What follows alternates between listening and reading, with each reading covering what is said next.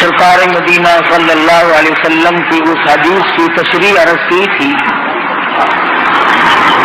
جس حدیث پاک میں سرکار مدینہ صلی اللہ علیہ وسلم نے فرمایا کہ 7 قسم کے آدمی عرش عظیم کے سائے میں چھاؤں میں آرام سے سکون سے ہوں گے. ان میں سے ایک چیز یہ بھی تھی، ان 7 آدمیوں میں سے ایک وہ بھی ہے کہ صدقہ اور خیرات اس طرح پہ کرے کہ دائیں ہاتھ سے دے تو بائیں کو پتہ نہ چلے. قرآن کریم نے دونوں چیزوں کی طرف صراحتاً وضاحت فرمائی ہے. ان تبدوا الصدقات فنعما ہی وَإِن تُخْفُوهَا وَتُؤْتُوهَا الْفُقَرَاءَ فَهُوَ خَيْرٌ لَكُمْ. فرمایا اگر تم صدقہ اور خیرات چھپا کر دو تو تمہارے لیے زیادہ بہتر ہے، اور اگر اعلانیہ دو تو تمہارے لیے پھر بھی بہتر ہے. چھپا کر دینے میں مصلحت یہ ہے کہ دوسروں کو پتہ نہ چلے. اللہ پاک اس عبادت سے بے انتہا خوش ہوتے ہیں جو صرف اللہ کو پتہ چلے. ایک حدیث میں ہے فرمایا نبی کریم صلی اللہ علیہ وسلم نے کہ میدان حشر میں آواز لگے گی، کہاں ہیں وہ لوگ جو راتوں کو مجھے یاد کیا کرتے تھے. اعلان کیا جائے گا آؤ نور والے ممبروں پہ بیٹھ جاؤ، تم اندھیروں میں مجھے یاد کیا کرتے تھے، آج نورانی ممبروں پہ بیٹھ جاؤ. ایک اور حدیث میں ہے فرمایا نبی کریم صلی اللہ علیہ وسلم نے کہ جب آدمی چھپا کر کے کوئی عبادت کرتا ہے، مخفی عبادت کرتا ہے اور اللہ تعالیٰ سے اس کی قبولیت کی امید رکھتا ہے تو خداوند کریم اس سے بہت راضی ہوتے ہیں. الذین ينفقون اموالهم باللیل والنہار سرا وعلانیۃ فلہم اجرہم عند ربہم. دونوں چیزیں صاف ہیں. میری راہ میں جو خرچ کرنے والے لوگ ہیں وہ دن میں کریں یا رات میں کریں، وہ اعلانیہ کریں یا چھپا کر کے کریں. بہرحال اللہ پاک کے نبی نے ارشاد فرمایا صلی اللہ علیہ وسلم نے کہ اللہ کو وہ بندہ زیادہ محبوب ہے، وہ بندہ زیادہ پسند ہے جو چھپا کر کے صدقہ کرے، کسی کو پتہ نہ چلے. اس میں ایک فائدہ یہ ہے کہ آدمی ریاکاری سے بچ جاتا ہے، اور ریاکاری بہت بڑی بیماری ہے. اندازہ لگایا ہوگا آدمی جب اللہ کے نام پہ کچھ دیتا ہے تو یہ امید کرتا ہے کہ جس کو میں نے دیا وہ آگے سے یوں کہے جزاک اللہ، واہ جی واہ، واہ جی واہ، بہت بڑے سخی آدمی ہیں. نفس اس بات کا انتظار کرتا ہے اللہ تیرے بال بچوں میں برکت دے، اللہ تیری جان میں برکت عطا فرمائے، کارخانے میں برکت دے، دکان میں برکت دے. کان سننے کے لیے منتظر ہوتا ہے کہ یہ لفظ اس کے منہ سے نکلے جس کو میں نے خیرات دی ہے. حالانکہ اس کی زبان کے بجائے اگر اس کا دل بولے گا تو وہ زیادہ اللہ کے یہاں پسندیدہ ہے. مولانا محمد قاسم صاحب نانوتوی رحمۃ اللہ علیہ فرماتے ہیں کہ گرمیوں میں کسی کو ٹھنڈا پانی پلاؤ، تجھے کہنے کی ضرورت ہی نہیں پڑے گی کہ میرے لیے دعا کر دو، اس کی اکڑیاں بول اٹھیں گی خدا تیرا بھلا کرے. اس کا انگ انگ بول اٹھتا ہے. پیاسے کو پانی ملے گا، اس کی اکڑیاں دعائیں دیں گی. بھوکے کو روٹی ملے گی، اس کی اکڑیاں دعائیں دیں گی. ننگے کو کپڑا ملے گا، اس کا دل دعائیں دے گا. پریشان حال کی جب مدد کرو گے وہ تمہاری سامنے کہے یا نہ کہے، بلکہ بہتر یہ ہے کہ تو سویا ہوا ہو اور وہ تیرے لیے سر سجدے میں رکھ کر دعا کرے، یا اللہ فلاں بندے نے میرے ساتھ سلوک کیا تو اس کا بھلا کرے. سفیان ثوری رحمت اللہ علیہ کے ساتھ سلوک کرتا تھا یحییٰ برمکی، بادشاہ وقت تھا. 1000 روپیہ مہینہ دیا کرتا تھا اللہ والے کو خرچ کے لیے. سفیان ثوری رحمت اللہ علیہ تہجد کے وقت سر سجدے میں رکھ کر دعا کرتے کہ الہی یحییٰ برمکی نے میرے پیٹ کی کفالت کی، میری دنیا کی کفالت کی، میری دنیا کی ضروریات میں کام آیا، اور پروردگار عالم میں اس کے لیے دعا کرتا ہوں تو اس کی قبر کی کفالت فرما۔ سفیان ثوری رحمت اللہ علیہ جیسا ولی خطب اور ابدال زمانے کا دعا کرتا، الہی میدان حشر میں ولا تزر وازرۃ وزر اخری، جب کوئی کسی کی کام نہ آئے اور حالات یوں بن نکلے، یوم یفر المرء من اخیہ وامہ وابیہ وصاحبتہ وبنیہ، اما ابا بیوی اولاد کوئی بھی کسی کے کام آنے کے لیے تیار نہیں۔ سفیان ثوری رحمت اللہ علیہ سر سجدے میں رکھ کر دعا کرتے، الہی یحییٰ برمکی کی قیامت میں کفالت فرما۔ فرمایا الذین ينفقون اموالهم باللیل سرا وعلانیۃ فلهم اجرهم عند ربهم ولا خوف علیہم ولا هم یحزنون۔ چھپا کر اللہ کے نام پہ خرچ کرو، اعلانیہ طور پر خرچ کرو، اللہ فرماتے ہیں اس کے لیے بہت بڑا اجر ہے، اور اس کو چاہیے کہ وہ اللہ کی ذات پر یقین کرے۔ مگر دوستو یہ سارے کا سارا معاملہ اپنے ہاتھ کے ساتھ لگا ہوا ہے۔ علماء کرام نے لکھا ہے کہ مدینے کا انصاری کھجوروں کی تجارت کرتا ہے، کھجور ہاتھ میں لیے ہوئے چل رہا ہے، آدھی کھجور کھا چکا ہے، آدھی باقی ہے، سائل نے سوال کر دیا، آدھی کھجور اس فقیر کو دے دی۔ چند دنوں کی بعد موت قریب آئی، وصیت کی وارثوں کو میرا سارا گودام اللہ کے نام پہ صدقہ کر دینا، میرے نام پہ اصال ثواب کر دینا۔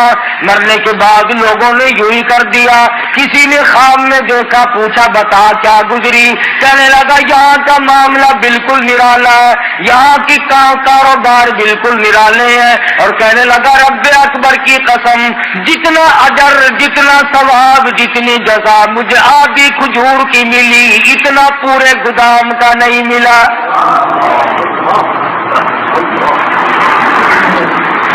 وہ میرے ہاتھ کی تھی، وہ میں نے اپنے ہاتھ سے دی تھی، اس میں کوئی ریا نہیں، اس میں کوئی دکھلاوا نہیں، اس میں کوئی نام بری نہیں تھی۔ بعد میں آنے والے لوگوں نے منہ ملازے چکائے، تعلق داری کو چکایا، تم ہمارے یہاں کھایا کرتے ہو، ہم تمہارے یہاں کھاتے ہیں، ادلا بدلا کیا۔ کہتا خواب میں رب اکبر کی قسم مجھے پورے گودام میں سے کچھ نہ ملا۔ فرمایا وَأَلَّيْسَ لِلْإِنسَانِ إِلَّا مَا سَعَىٰ، نہیں ملتا آدمی کو مگر اس کے ہاتھوں کی کرتوت۔ تو امام الانبیاء صلی اللہ علیہ وسلم کے ایک ایک فرمان کو کہاں تک آدمی بیان کرے گا، پوری دنیا اس میں سما سکتی ہے۔ کالی کملی والے محمد کریم صلی اللہ علیہ وسلم نے فرمایا ایک وہ آدمی بھی عرش کے چھاؤں میں آئے گا، سائے میں جگہ ملے گی، جس نے اللہ کے نام پہ صدقہ کیا، چھپا کے کیا، لینے والے کو بھی شرمندگی نہ ہو اور اسے بھی ریاکاری کا موقع نہ ملے اور دکھلاوے کا موقع نہ ملے۔ قرآن کریم نے مسلمانوں اپنے لیے دیے کو ضائع نہ کیا کرو۔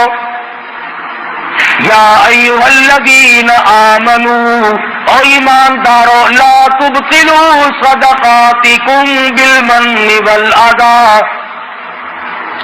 برباد نہ کرو، خراب نہ کرو، تباہ نہ کر ڈالو، ختم نہ کر ڈالو اپنے لیے دیے کو الہ العالمین ختم کیسے ہو جاتا ہے، برباد کیسے ہو جاتا ہے، ضائع کیوں کر ہو جاتا ہے؟ فرمایا بالمن والاذا، احسان جتلانا ہم نے تیری ساتھ یوں کیا تھا۔ اس کے منہ پہ احسان جتلانے سے، اسے ذلیل کرنے سے آج تو بڑا آدمی بنتا ہے۔ کل ہم تجھے زکات دیا کرتے تھے، یاد کر فلاں وقت میں نے تجھے کرتا پہنایا تھا، یاد کر فلاں وقت میں ہم نے تیرے ساتھ یوں سلوک کیا تھا۔ اللہ کا قرآن کہتا ہے، خدا بند کریم فرماتے ہیں جب تو اس کو مینا مارتا ہے، اللہ فرماتے میرے بندے کا کلیجہ اکٹھا ہو جاتا ہے،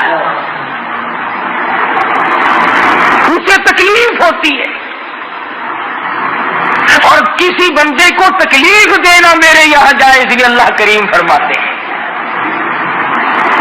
سب سے بڑی عبادت، سب سے بڑی نیکی، شیخ العرب والعجم حضرت مولانا سید حسین احمد صاحب مدنی نور اللہ مرکزہ، اللہ تعالیٰ کی کروڑ رحمت نازل ہو اس مرد مجاہد کی قبر مبارک سے آمین کہو۔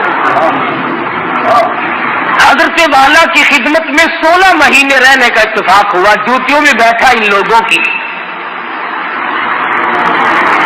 بڑے بڑے عالم تشریف لاتے تھے، ہندوستان کے بھی اور دوسرے ملکوں کے بھی، اور حضرت والا سے وظیفہ پوچھتے تھے کہ کچھ بتائیں ہمیں، آپ ایسا وظیفہ کریں جس سے نیک بن جائے۔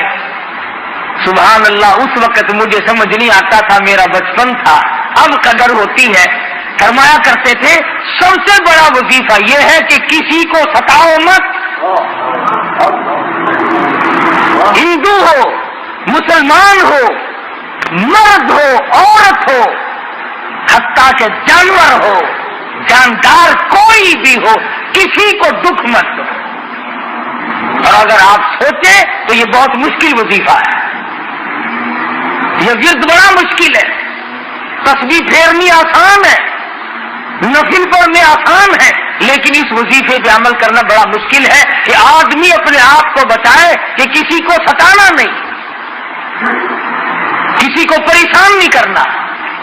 میں نے آپ سے قرض لے لیا کہ 1 مہینے میں دوں گا، آپ میرے پیچھے پھر رہے ہیں، سال گزر گیا، یہ ستانا نہیں۔ میں نعوذ باللہ کسی کی دھی بیٹی کے بارے میں غلط خیال کرتا ہوں، یہ کسی کی آبرو کو ٹکر، یہ کسی کو ستانا نہیں۔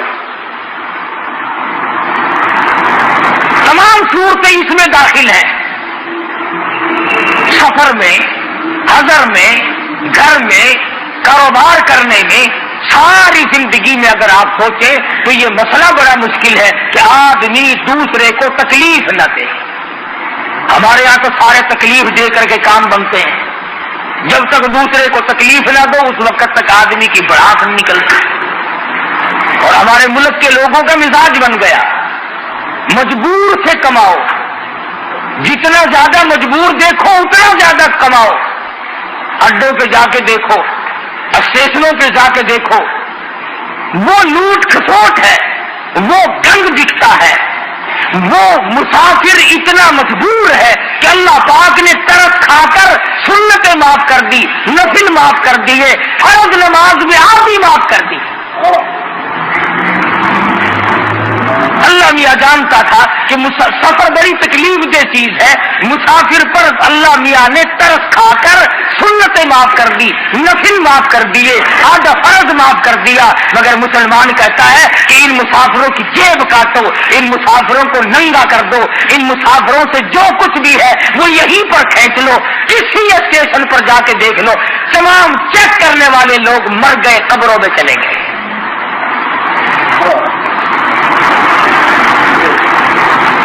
زہر بھی ملا کر کے بیچ ڈالو کوئی بات نہیں، 4 دن کی پکی ہوئی روٹی بیچتے رہو کوئی بات نہیں۔ سارے افسر مر گئے، سارے ڈاکٹر مر گئے، تمام انتظامیہ والے لوگ مر گئے، اور اگر ذرا سا پتہ چل جائے کہ فلاں جگہ سے 2 دکاندار لڑ رہے ہیں، وہاں فوراً پہنچیں گے کہ اس سے بھی مال ملے گا، اس سے بھی مال ملے گا۔ مال بٹورو جتنا بٹورا چاہتے ہو۔ میں پھر کہتا ہوں کہ ہم جتنا مال بٹور رہے ہیں بہت ممکن ہے کہ نہ ہمارے کام آئے نہ hماری اولاد کے کام آئے. حالات ایسے ہیں. نظر ڈالو دنیا میں کیا ہو رہا ہے اس وقت. کسی زمانے میں لوگ مسافروں کی بڑی خدمت کیا کرتے تھے، بلکہ مشرکین مکہ کرتے تھے. ابو جہل اتنا بڑا کافر ہونے کے باوجود ستو پانی میں گھول کر چوک میں کھڑا ہو کر کے پلایا کرتا تھا لوگوں کو. امیہ بن خلف لوگوں کو پانی پلایا کرتا تھا. آج مسلمان سے پانی تو مانگ کر کے دیکھیں آپ، کون کسی کو پانی پلاتا ہے؟ اور تمام جنتی بنے پھرتے ہو. امام الانبیاء صلی اللہ تعالی علیہ وسلم نے ارشاد فرما دیا کہ 7 آدمیوں کو عرش عظیم کی چھاؤں میں جگہ ملے گی. ان میں سے ایک وہ بھی ہے جو مخفی طور پر صدقہ کرے، اللہ کی ذات جانے اور وہ جانے، کسی کو کوئی پتہ نہ چل سکے، بس اللہ تبارک و تعالیٰ کے نام پر وہ جو دے دیا اس کو دے کر کے بھول جائے. توحید-سنت.com مالک بن دینار رحمت اللہ علیہ تشریف لے جا رہے ہیں، گزر رہے ہیں ایک علاقے سے. گزرتے گزرتے ایک جگہ پر لوگوں کا مجمع لگا ہوا دیکھا. فرمایا کیا بات ہے؟ پتا چلا شہزادہ مکان بنانے کے لیے، محل بنانے کے لیے سنگ بنیاد رکھ رہا ہے، بہت بڑا محل تعمیر کرنا چاہتا ہے. مالک بن دینار رحمت اللہ علیہ نے شہزادے کو بلوا لیا. فرمایا شہزادے کیسا محل بنانا ہے؟ اس نے بتایا جی اس قسم کا نقشہ بنایا گیا ہے. فرمانے لگی کتنا خرچ ہوگا؟ شہزادہ کہنے لگا اس زمانے میں کہ 2 لاکھ ریال خرچ ہوں گے. مالک بن دینار رحمت اللہ علیہ فرمانے لگے بہت ممکن ہے کہ اس محل کے بنتے بنتے تیری موت آ جائے، بہت ممکن ہے یہ بن کر تیار ہو جائے پھر تیری موت آ جائے، تو اس میں رہائش بھی نہ رکھ سکے، تو اس کی چمک دھمک کو دیکھنے بھی نہ پائے. بہت ممکن ہے کچھ دنوں رہائش کرنے کے بعد افسوس کرتا ہوا اور حضرت کے ہاتھ ملتا ہوا دنیا سے چلا جائے. حضرت مالک بن دینار رحمت اللہ علیہ فرمانے لگے 2 لاکھ روپیہ مجھے دے دے، میں ایسے محل کا وعدہ کرتا ہوں جس میں تو داخل ہونے کے بعد کبھی نکلے گا نہیں.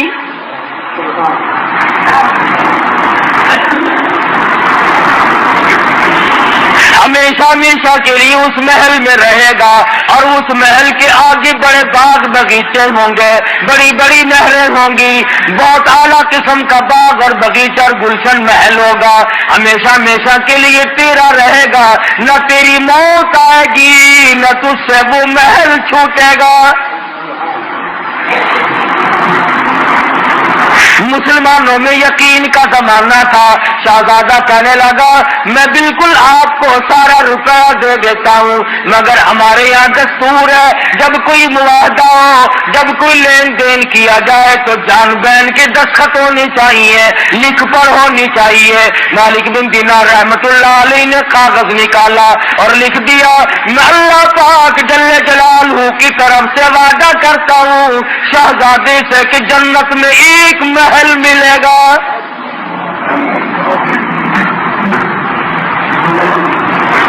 شہزادے نے محل پسند کر لیا. آج کل کا ہوتا ہے تو مولوی پیسے مارنے کا ڈھنگ بنا رہا ہے. جا جا تیرے جیسے ہزاروں دیکھ رکھے ہیں، جنت ملے گی کہ یوں ہی مل جائے گی. طرف نہیں، جذبہ نہیں، محبت نہیں.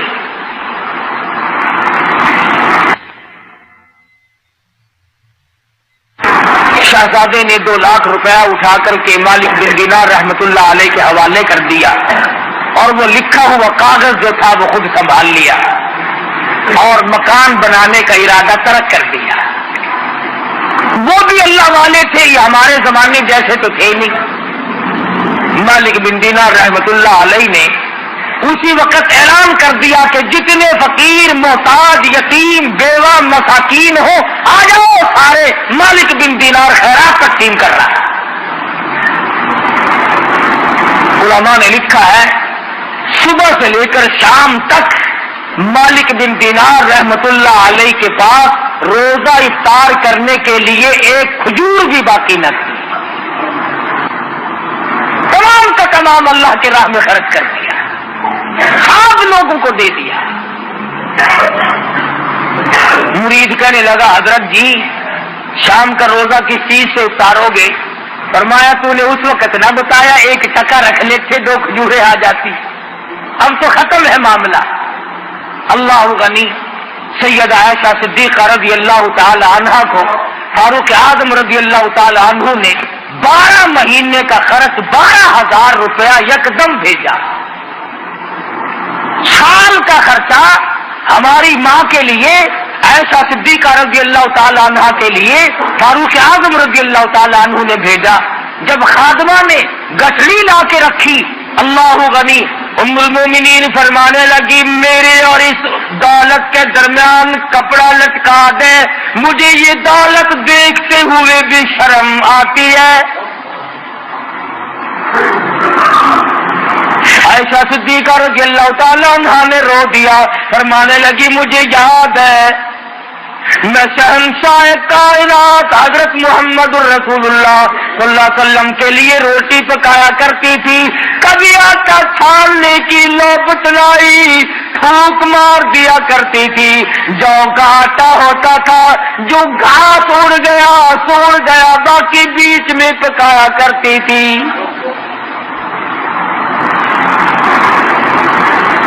اور فرماتی ہے زیتون کے تیل کا ڈبہ گھر میں رکھا تھا، وہ ختم ہو چکا تھا، اس کی تل چھل باقی تھی، نیچے ذرا سی گھاس باقی تھی، میل کچھ ایسا لگا ہوا تھا۔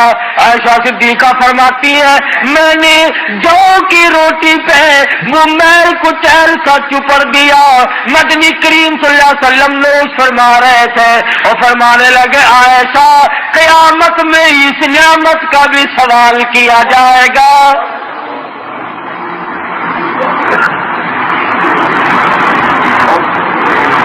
عائشہ فرماتی ہے مجھے یہ دولت دیکھتے ہوئے بھی شرم آتی ہے، میرے آقا نے بڑی تنگی کی زندگی بسر فرمائی، 3 دن کے فاقے 4 دن کے عموماً فاقے جایا کرتے تھے۔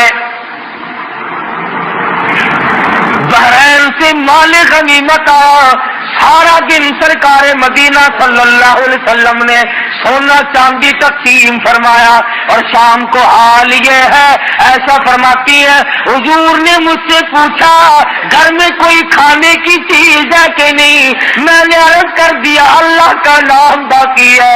ایسا فرماتی ہے سرکار مدینہ نے مجھ سے پوچھ کر بھوک کی حالت میں نیت باندھ لی۔ کس طرح سے زندگی گزاری ہے محمد مدنی صلی اللہ علیہ وسلم نے۔ دوسروں کے لیے سیم و زر و گوہر تقسیم ہو رہی ہیں اور اپنا حال یہ ہے کہ چولہے میں آگ نہیں جلتی، کپڑا پورا نہیں ہے اور پھر شکایت کبھی نہیں۔ اللہ میاں نے خود پوچھا اے میرے محبوب اگر آپ فرمائیں یہ احد پہاڑ سونے کا بنا دوں، جہاں آپ جایا کریں گے یہ آپ کے ساتھ ساتھ چلا کرے گا۔ عرض کیا او میرے پروردگار میں فقیری میں راضی، میں اس فقیری میں راضی ہوں صلی اللہ علیہ وسلم۔ تو ایسا صدیقہ فرماتی ہیں کہ مجھے یہ دولت اچھی نہیں لگتی، اس گٹھڑی کو پڑے لے جاؤ، میرے اور اس کے درمیان میں کپڑا لٹکا دو اور خادمہ سے کہا جاؤ مدینے کی گلیوں میں اعلان کر دو آؤ محتاجو آؤ غریبو، آج ایسا صدیقہ خیرات بانٹ رہی ہے۔ 12 مہینے کا خرچ ہے، سال بھر کا خرچہ آیا ہے۔ فرماتی ہے کہ عصر کے وقت تک تمام کا تمام تقسیم کر دیا ہے۔ خادمہ کہتی ہے شام کا وقت جب آیا عائشہ صدیقہ رضی اللہ تعالیٰ عنہا کے پاس روزہ افطار کرنے کے لیے کھجور کا دانہ کوئی نہیں، روٹی نہیں، کھانے پینے کی کوئی بھی چیز موجود نہیں۔ خادمہ کہنے لگی آپ نے کچھ تھوڑے سے 2-4 آنے رکھ لیے ہوتے، اب فاقے سے بیٹھی ہو، پانی پی کر بیٹھ گئی ہو۔ رو کے فرمانے لگی تو نہیں جانتی امام الانبیاء صلی اللہ علیہ وسلم کا یہی طرز عمل تھا اور یہی حضور کی وصیت اور نصیحت ہے، جو دولت کی طرف پڑے گا آخرت برباد ہو جائے گی۔ مالک بن دینار رحمت اللہ علیہ نے لکھ کر کے دیا، دولت روپیہ پیسہ 2 لاکھ شہزادے سے لے لیا، سارے کا سارا دن بھر میں تقسیم کر دیا۔ تیسرے دن یا چوتھے دن، تیسرے چوتھے روز تہجد کے لیے مالک بن دینار رحمت اللہ علیہ جب مصلی پہ کھڑے ہونے لگے تو پیروں میں اندھیرے میں کاغذ لگا، سچا تیرا نبی سچا، تیرا خدا سچا، میں نے جنت میں اپنا محل پا لیا، مجھے وہ محل مل گیا جس محل کے لیے تم نے وعدہ کیا تھا۔ بات ہے ساری یقین کی۔ تو حضور اکرم صلی اللہ علیہ وسلم نے جو ارشاد فرمایا کہ 7 آدمیوں میں سے ایک وہ بھی عرش عظیم کے سائے میں ہوگا، چھاؤں میں ہوگا، جو صدقہ اور خیرات چھپا کے کرتا ہے اور اس نیت سے کرتا ہے کہ بس اللہ جانے اور میں جانوں۔ قرآن کریم میں اللہ کی راہ میں خرچ کرنے کی بہت بڑی فضیلت آئی ہے، اور ایک اور چیز خاص طور پر جو ہمیں کھٹکتی ہے اس کی بھی وضاحت فرمائی۔ فرمایا آشا سے کرتا ہے اور اس نیت سے کرتا ہے کہ بس اللہ جانے اور میں جانوں۔ قرآن کریم میں اللہ کی راہ میں خرچ کرنے کی بہت بڑی فضیلت آئی ہے، اور ایک اور چیز خاص طور پر جو ہمیں کھٹکتی ہے اس کی بھی وضاحت فرمائی۔ فرمایا الشیطان یعدکم الفقر، شیطان تمہیں یہ کہتا ہے کہ اگر تم نے یوں ہی لینے دینے کا سلسلہ جاری رکھا تو کل کو تم خود تنگ ہو جاؤ گے، خلاص ہو جاؤ گے، کنگال ہو جاؤ گے، تمہارے پاس کچھ نہیں رہے گا اگر تم نے یوں ہی سلسلہ جاری رکھا۔ الشیطان یعدکم الفقر ویأمرکم بالفحشاء، جب بھی تم اللہ کے نام پہ صدقہ کرو گے، خیرات کرنا چاہو گے، کسی مسکین اور محتاج کو دینا چاہو گے، کسی عزیز و اقربا یتیم بیوہ کے ساتھ سلوک کرو گے، کسی ہمسایہ غریب کے ساتھ سلوک کرو گے، شیطان تمہیں فوراً کہے گا تھوڑا دے تھوڑا دے، اگر یوں ہی تو دیتا رہا تو ننگا ہو جائے گا۔ اللہ میاں فرماتے ہیں شیطان کا یہ وعدہ ہے اور میں تجھے وعدہ دیتا ہوں، واللہ یعدکم مغفرۃ منہ وفضلا، شیطان تجھے فقر کا وعدہ دیتا ہے، غریبی یاد دلاتا ہے، تو ننگا ہو جائے گا، مقابلے میں خدا وعدہ کرتا ہوں بخشش کا اور بڑھاوے کا، زیادتی کا، تو میرے نام پہ دیتا جا، میں بڑھاتا چلا جاؤں گا۔ واللہ یعدکم مغفرۃ منہ وفضلا، اللہ میاں فرماتے ہیں واللہ واسع علیم، میں بہت دینے والا ہوں، میرے خزانے میں کوئی کمی نہیں۔ اللہ فرماتے ہیں میں اب دیکھوں گا، ایک طرف تو میرا وعدہ ہے، ایک طرف شیطان کا وعدہ ہے، میں دیکھوں گا اب تو میرا کہنا مانتا ہے، یہ شیطان کا کہنا مانتا ہے۔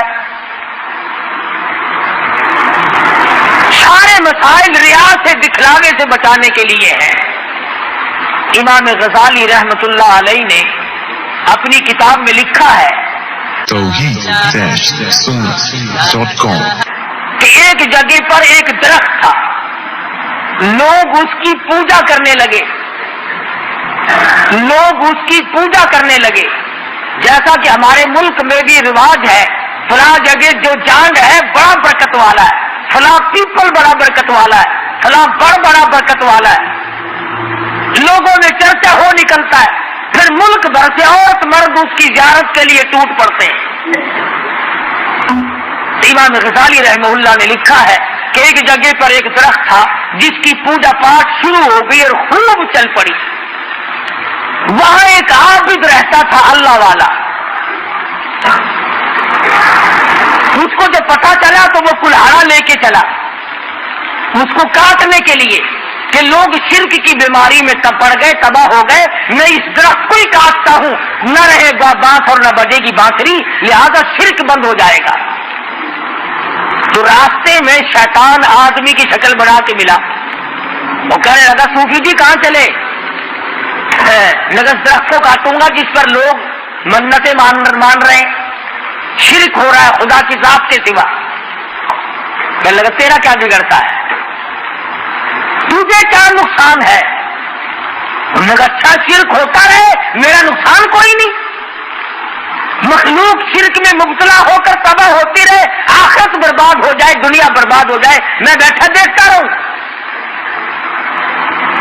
تو شیطان میں اور اس ولی میں کشتی ہوئی، لڑ پڑے آپس میں، اللہ والے نے شیطان کو اٹھایا اور زمین پہ پٹک کے مارا اور چھاتی پہ چڑھ بیٹھا۔ شیطان کہنے لگا ذرا نیچے اتریو، ایک بات بتاؤں گا تجھے، ذرا نیچے اتر۔ اس نے کہا کیا بتا، تیرا کیا مطلب ہے کہ اس درخت کو کاٹوں گا شرک بند ہوگا، لوگ اللہ اللہ کریں گے؟ اس نے کہا بات سن، اگر تجھے اللہ ہی اللہ کرنی مقصود ہے اور لوگوں کا فائدہ مقصود ہے، تیرے تکیے کے نیچے 10 روپے روز ملا کریں گے، تو غریبوں کو تقسیم کریو، بھوکوں کا پیٹ بھرے گا، دعا کریں گے، کتنا فائدہ ہوگا؟ 10 روپے روز ملا کریں گے تیرے سرہانے کے نیچے، مگر اس درخت کو نہ کاٹ۔ صوفی جی بیچارے آ گئے قابو،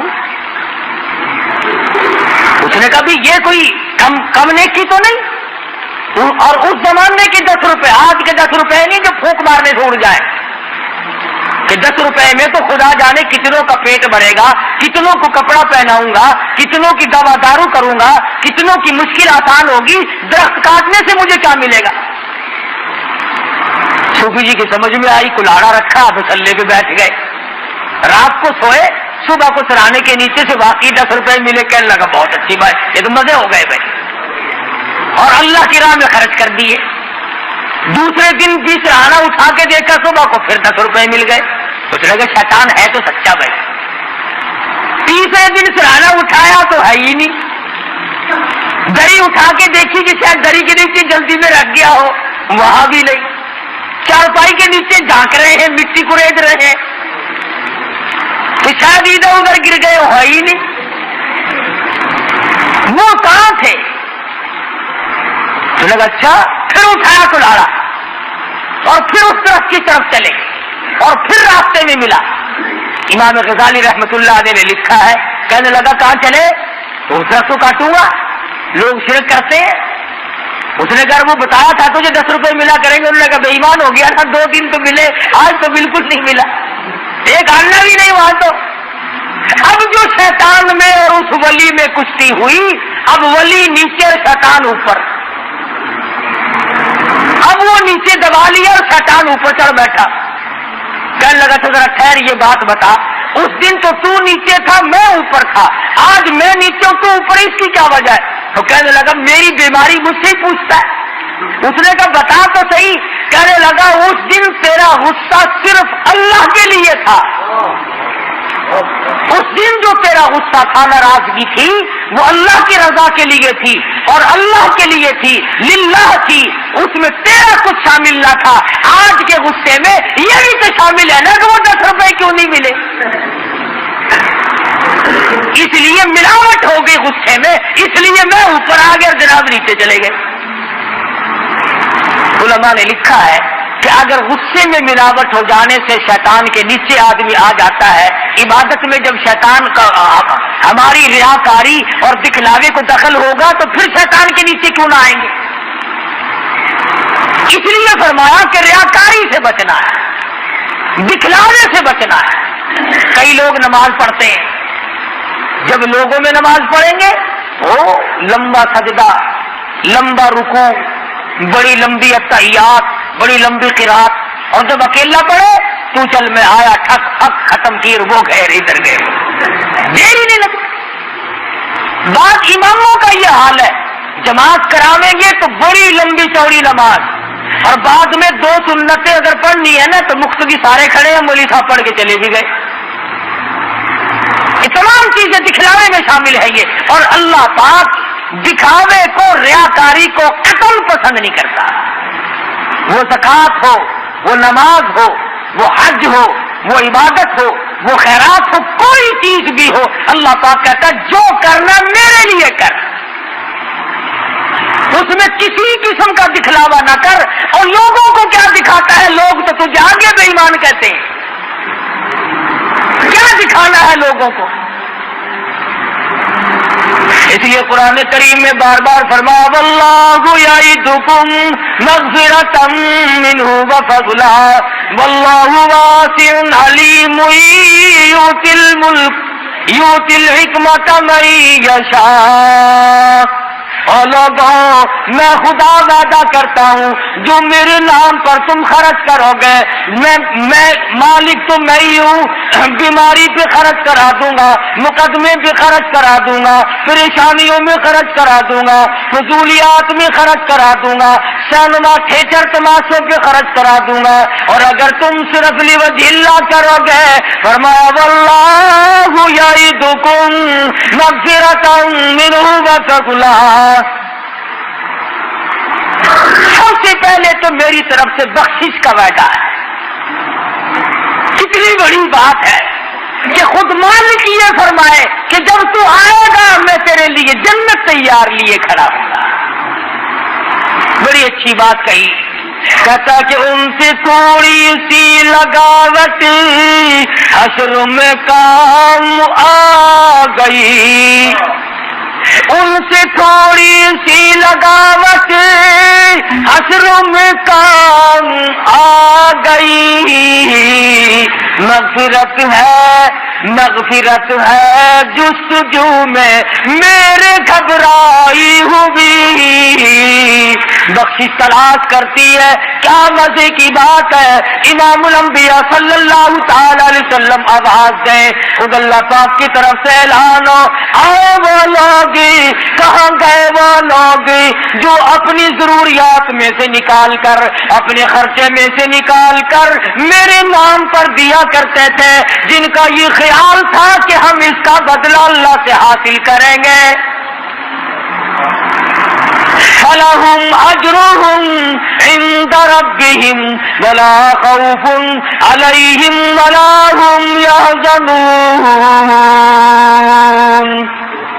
कितना करने वाले लोग थे, क्या बताऊं कि गुज़िश्ता जमाने के लोगों ने किस किस तरीके से कमाई करके अपनी आखिरत को बनाया। आज हम आखिरत का तो नाम भी नहीं लेते। मेरे तेरे दिमाग में ये बात ही नहीं कि हम इस दुनिया को छोड़ भी जाएंगे, कब्र की जिंदगी भी आएगी, हशर भी आना है, कयामत भी आनी है, फुलसरात भी आनी है। हम लोगों के दिमाग में तो ये बात आई ही नहीं। हालांकि मैं और आप उस नबी के उम्मती हैं, उस सरकार मदीना सल्लल्लाहु अलैहि वसल्लम की उम्मती है। सैयदा फातिमा ज़हरा रज़ियल्लाहु ताला अन्हा फरमाती है, मैं अपने अब्बा की हुजूर में हाजिर हुई और मैंने जाकर के अपने अब्बा के हाथ में आधी रोटी का टुकड़ा रख दिया। मदनी करीम सल्लल्लाहु अलैहि वसल्लम ने पूछा कहां से लाई?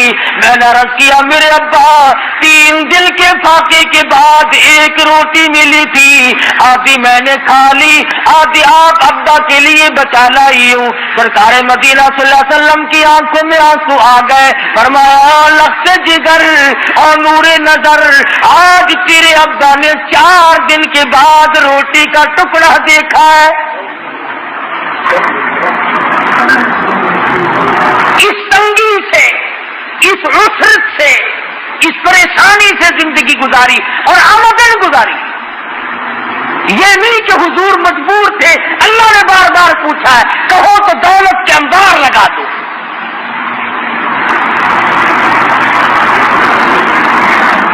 آج ہم پوچھو ان سے جو اہل بیت کی محبت کا دعویٰ کرتے ہیں، کس قدر دوڑے دوڑے پھرتے ہیں دولت کے پیچھے، نماز معاف ہے، روزے معاف ہے، اللہ کے قرآن کو نہیں مانتے، نبی کے فرمان کو نہیں مانتے۔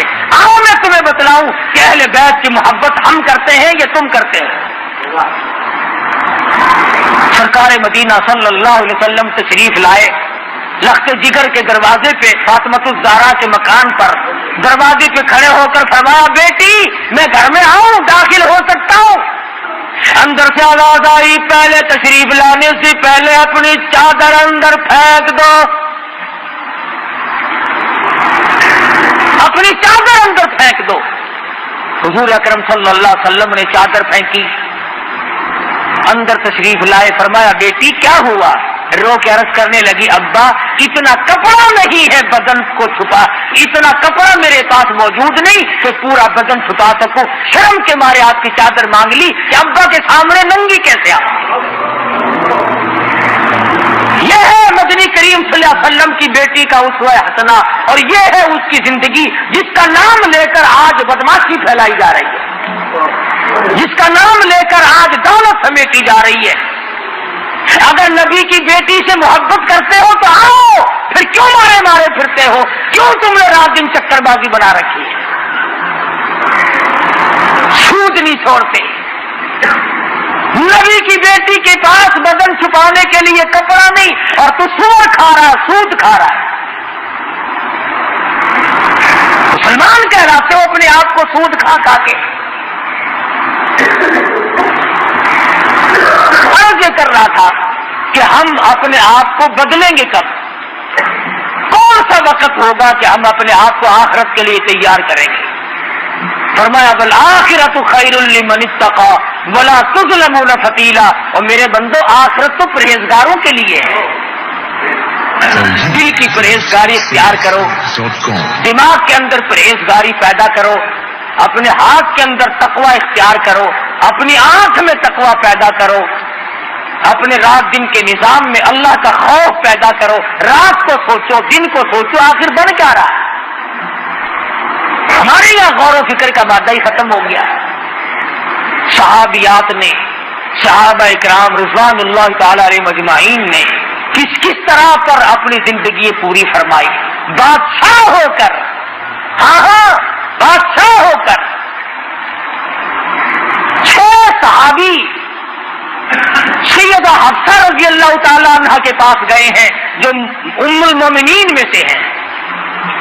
آخر الزماں پیغمبر حضرت محمد الرسول اللہ صلی اللہ علیہ وسلم کی گھر والی ہے، ہم سب مسلمانوں کی ماں ہے سیدہ حفصہ رضی اللہ تعالی عنہ، اور جا کے کہنے لگے کہ ہمیں تو ڈر لگتا ہے، ہمیں تو شرم آتی ہے، آپ اپنے ابا یعنی حضرت عمر سے کہیں کہ یہ پیوند والے کپڑے پہننے چھوڑ دیں، اب تو فتوحات بہت ہو گئی، اب تو اتنی تنگی نہیں رہی، دوسرے ملکوں کے وفد آتے ہیں، ہمیں شرم آتی ہے، ذرا کہو نا کچھ خرچ زیادہ کر لیا کریں۔ حضرت عمر رضی اللہ تعالی عنہ جب اپنی بیٹی کے یہاں تشریف لائے تو کہا ابا جان کچھ زندگی بدلو، کچھ رنگ ڈھنگ بدلو، اب تو الحمدللہ اللہ کا کرم ہے فتوحات ہو رہی ہیں، تمام مسلمان چاہتے ہیں کہ آپ اپنی حالت کو بدل لیں۔ فاروق اعظم رضی اللہ تعالیٰ عنہ رونے لگے، فرمایا حفصہ ان آدمیوں کے اگر تو نام بتا دے وہ آنے والے کون کون تھے، درے مار مار کر ان کے چہرے بگاڑ دوں گا۔ اے حفصہ تو خود بتا، امام الانبیاء صلی اللہ علیہ وسلم کا جب آخری وقت آیا، آپ کی وفات ہوئی، آپ کی موت آئی، کیسے کپڑے تھے؟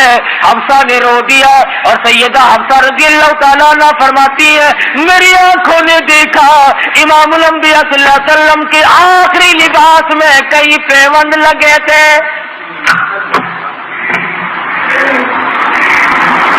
फारूक आजम रज़ी अल्लाह ताला अन्हु फरमाने लगे, हफ्सा अब रोती हो, मैं भी इसी हाल में जाना चाहता हूँ ताकि मुझे अपने आका की खिदमत में जाते हुए शर्म न आए। हफ्सा कहती है कि चमड़े का पेबंद भी 1-2 लगा हुआ था, कम से कम 12 पेबंद थे जिन कपड़ों में फारूक आजम का इंतकाल होगा।